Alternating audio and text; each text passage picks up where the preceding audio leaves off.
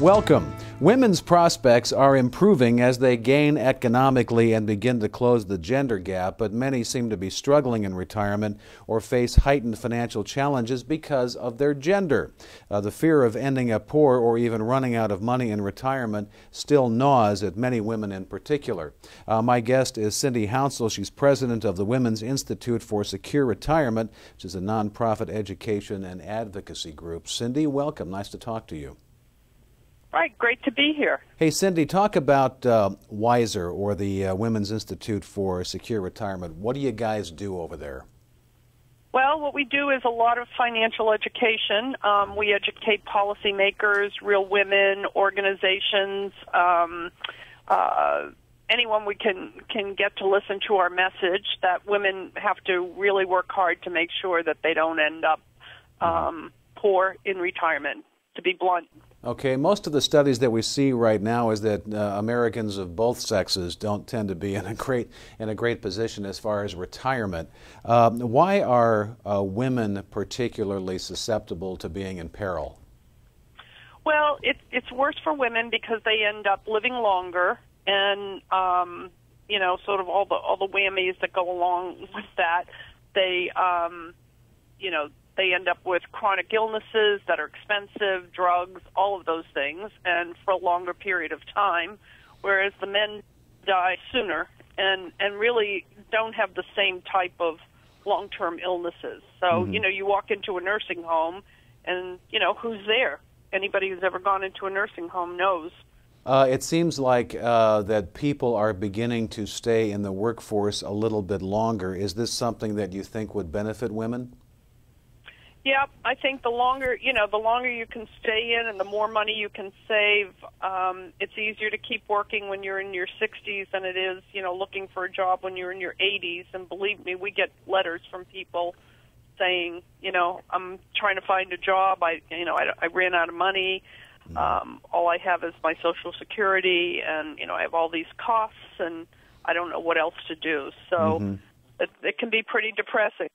Some of these statistics are fairly alarming. We all know that it's something that, they're trying to conquer, but women inherently will make less money than men, usually about 77% of what men make. But AARP says that upwards of 3 in 5 working women earn less than $30,000 a year. That doesn't sound like it's going to help you prepare for much of a retirement.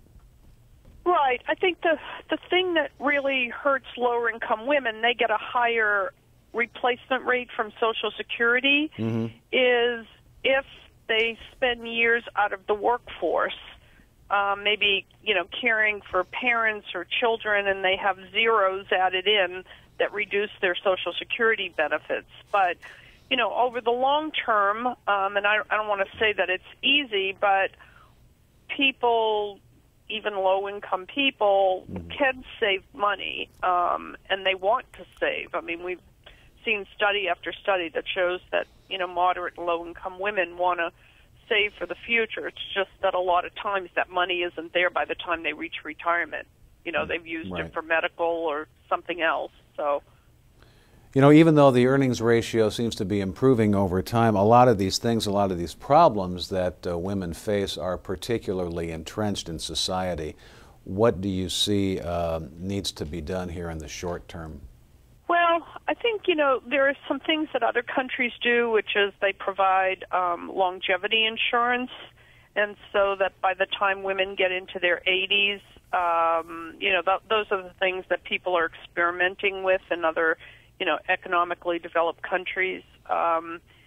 It's not like, oops, there's nothing left. It's, you kick in and you get a little bit more income from either your Social Security or whatever other system, we devise, like the SSI system, which is basically a poverty program for people with, less than a certain amount of money and no assets.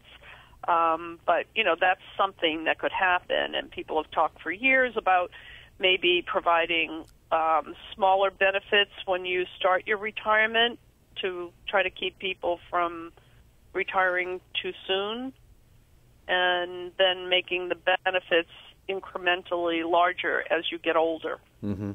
Many women, I'm sure, find themselves in a situation with a husband that's passed away, and suddenly they don't have any idea what's been going on over the last 40 years.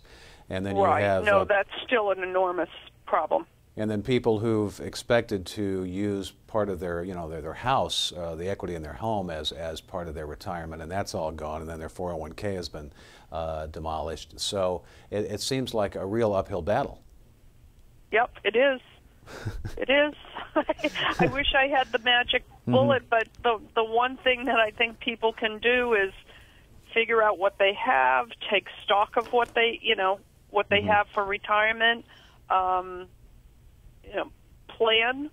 I think the worst thing you can do is just pull the covers over your head and not do anything about it. And what really needs to happen is that, if your house isn't there as an asset for you and it was something you planned on, then what you really need to do is to maybe move out of that house, do something else and not just wait another 5 years till you can't pay your taxes, or, you're going to be evicted, or so it's sort of taking charge in some way, and it may not be the way any of us want to live, but at least if you're the one in charge and making the decisions, it's a lot better off than, the worst of it coming down on you by the time you're in your 80s. Finally, it seems like from the professional side, from the financial side, this sounds like almost an opportunity for planners and advisors who are, looking at clients who say, we really need to start thinking about this a lot sooner. We need to get your wife involved here and to plan for these kinds of things because oftentimes it's just forgotten. Right, and it is. There are a number of companies that are starting women's campaigns and women's initiatives, and so I see a big change in the industry going after. The problem is that there needs to be a lot more education around moderate and low-income women. Right. And, they're the least of the population that are going to probably visit a financial planner. Right. So we need to have more education available, and we do a lot of education here. I'm always very heartened that people really want to take whatever steps they can, but a lot of times they don't know. It's the caregiving. It's all the things that women do that they don't get paid for, in society that end up kicking them, in the head when they get older. Women make these decisions all along, and a lot of times women work part-time, or they don't take the job with the promotion because they think, I'll have to travel a lot more, and, it's just not worth it for the family. And those are decisions that, in the end can really come back to hurt you. So I'm not saying it's what people should do. They just need to be planning from a very early period. That sounds like good advice. She is Cindy Hounsell. She is president of the Women's Institute for a Secure Retirement, which again is a nonprofit education and advocacy group. And as you heard Cindy say, they spend a lot of time trying to educating people. Cindy, I appreciate your help today. Thanks for joining us. Sure. Thanks so much. I appreciate being here. I'm Scott Drake, and you're watching Annuity News Now.